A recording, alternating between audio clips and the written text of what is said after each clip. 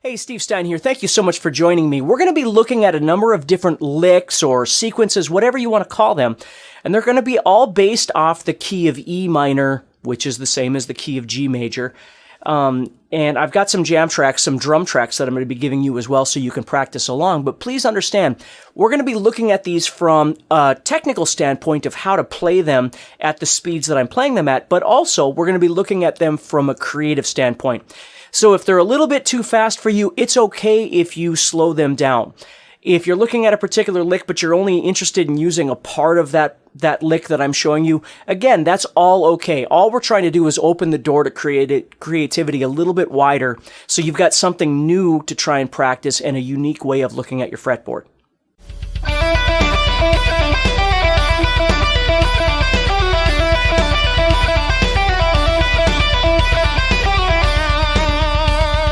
All right, so in this first lick, what we're doing is we're looking at something again in E minor. It's at 115 beats per minute. That's how fast the drum track is that I'm playing along with. Now, you can play it faster, you can play it slower, you can do whatever you want with it, but we're going to look at this from two different perspectives. Number one, how to play it, and number two, what you could utilize it for in a creative space, okay? So the first thing to do is just talk about two things I want to show you. The lick itself looks like this.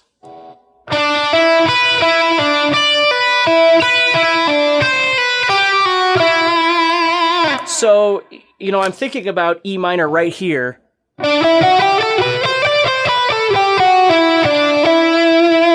So I'm just kind of seeing that position right there, whatever you'd like to call that, but that's what I'm seeing is 10-8-7. But instead of just playing it as a scale like I'm doing right now, what I always like to do is I like to get creative in a couple of different ways. Number one is I love wider intervals. And I don't think consciously about a fourth or a fifth or something like that. As much as I do, I'm just trying to make something that is a bit more interesting to the ear. It's more fun for me to play. It's what I enjoy doing. And oftentimes it's more interesting for the listener. And what I mean by that is, let's say we were playing in 4/4 time, which I am, okay? But we make a lick that fits very nicely into the 4/4 box. Something like this. If I was going 1 and 2 and 3 and 4 and 1 and 2 and 3 and 4, and you'll notice that 1, 2, 3, 4 are all getting these accented notes, which there's nothing wrong with. Nothing at all. But it's just not very exciting. So what I try and do is I try and change up the style of the lick, so I'm using those wider intervals, but I'm also utilizing key accented notes, but they're not all winding up on 1 and 2 and 3 and 4. Let me show you what I mean. So with this particular lick, what we've got here is...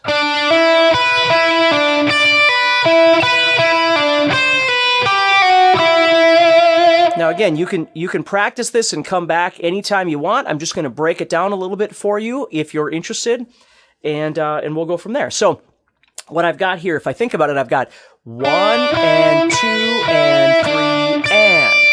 Now see that? My high notes here that are kind of making this interesting aren't just winding up on 1, 2, 3, and 4. 1 and 2 and 3 and 4 and 1 and 2 and 3 and 4 and. So this is just, I don't know that I'm conscious of it when I'm doing these sorts of things, but I'm just trying to make something that sounds a little more unique and it's not so straight. So let's try and break this down and play it together, okay? So the first thing is how am I picking this? I'll put my pickup selector down there. Okay, let's just start with that. So what I'm doing is I'm starting with this down pick, and then I'm going to another down pick. Now, you might change this. Yours might be different, but I'm going to a down pick on the first string, 7th fret, which means that when I go back to the 9 of the 3rd string, because I'm skipping over the 2nd string, I'm going to do that with an upstroke, because I just left with a down. So that's got to be an upstroke right there. And then I'm going to do a pull off to the 7, which again is giving me a rest in terms of picking. So then I go back to the 10, but I'm going to play that with a down pick. Now I'm going to pull off to the 7, so again it's giving my pick a rest.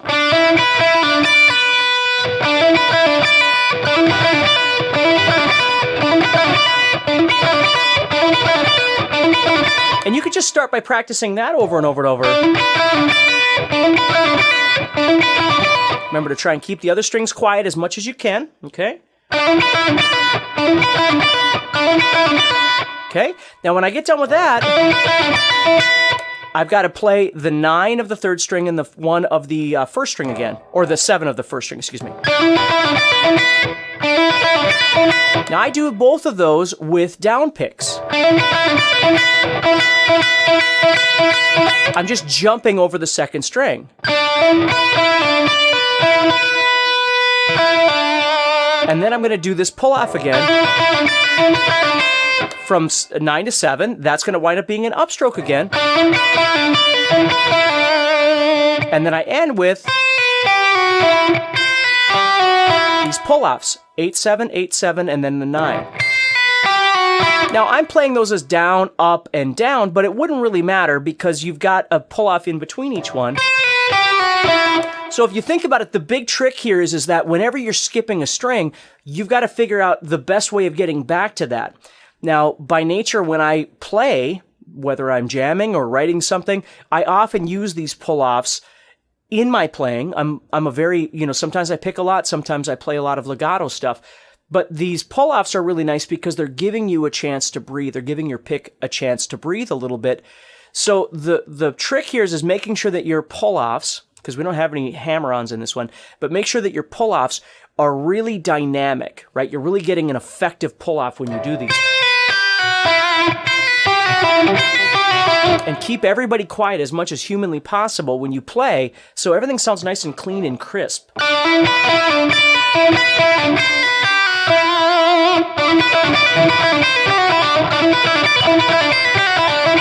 Now here's the trick.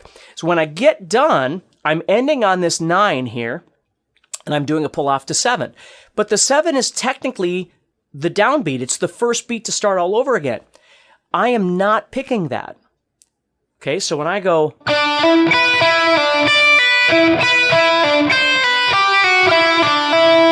Okay, I'm doing a pull-off to the 7, which is actually the beginning, and then I'm doing a hammer-on back to the 9. So that's the only hammer-on I really have there.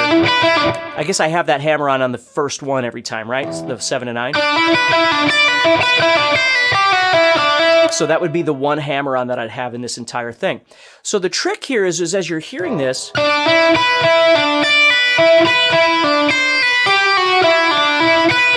I have to really be conscious of... Let me grab a metronome here.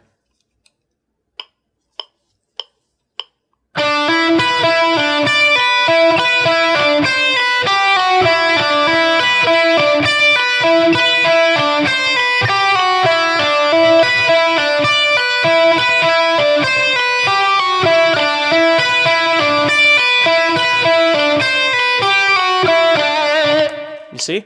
I got to be real conscious of the beat itself to make sure that I'm lining everything up. And that's why I love to practice with a drum track or a metronome. And I use a metronome a lot. Now, for the thing I'm showing you, of course, I've got a drum track that I'm using. But when I'm developing licks or patterns or whatever you want to call them, if I need to, I pull out the metronome and I practice it over and over and over to make sure that I can line things up, because that's what makes it sound effective. Okay? So go ahead and explore this. See what you can do with it. But understand that from the creative perspective of something like this, you can go in there and maybe just grab something, even if it's just the...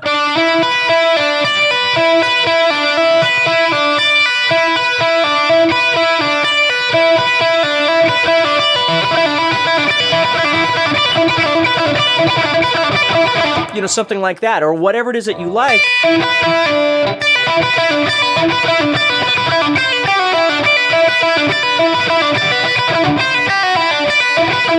See how I can make up just a million different little things from that?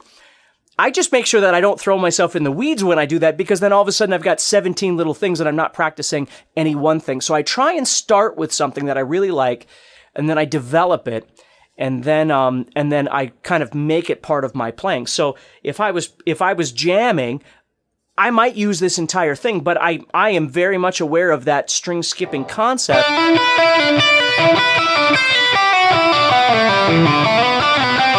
And I might go into something else from there. So see what you can do with it, and hopefully you can come up with something pretty fun.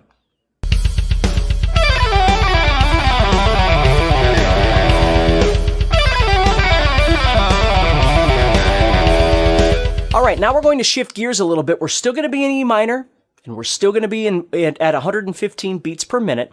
But now what we're doing is we're force fitting a lick to fit into a particular amount of time.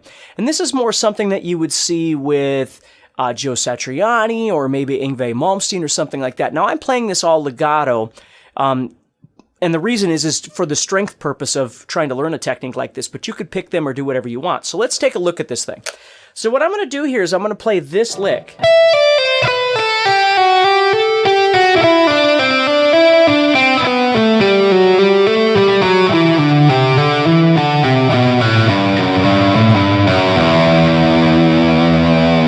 So let's just break it down string by string. The first thing here I've got is a pull off from 12, 10 to 8, and then 12, 10 to 8.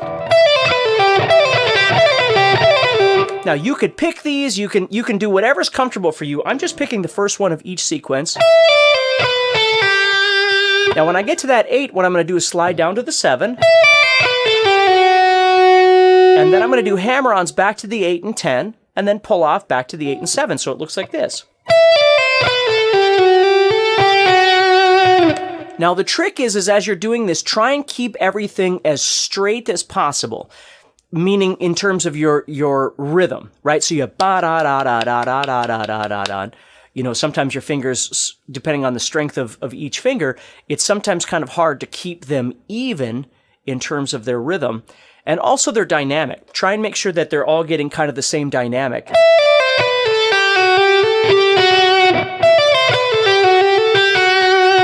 Okay, so don't really worry about trying to count it at this point. What we're going to do is we're going to force this into a particular amount of time here.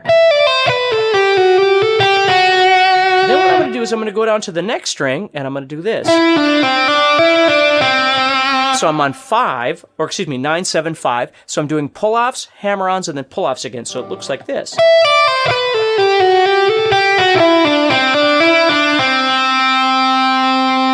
See that?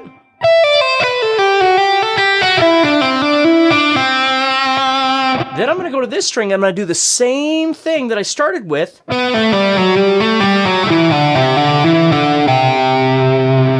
So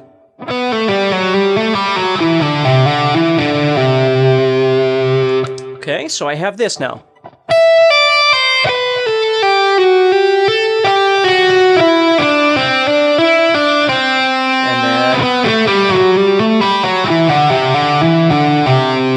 Go to this string, do my little slide, just like I did here, right? And I did there, and then I'm done. So if you think about it, I've got this group, and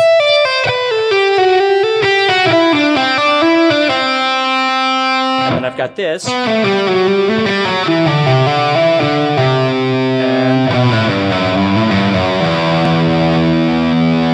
okay, so if I put the whole thing together, now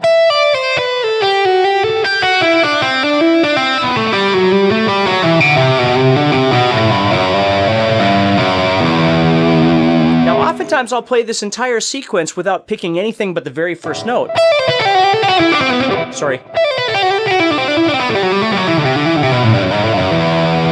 Okay, so I'm just picking that first note to get things started, and then I don't pick again. I just hold the strings quiet as I play.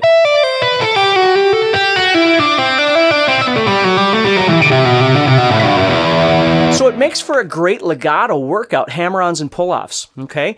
Now, if that's really hard for you, you need to find where the best places are to pick, to interject a pick in there.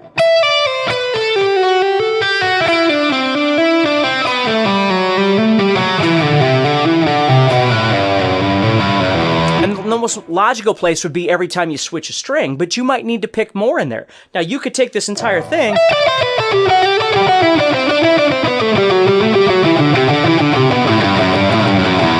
and pick it all if you wanted to.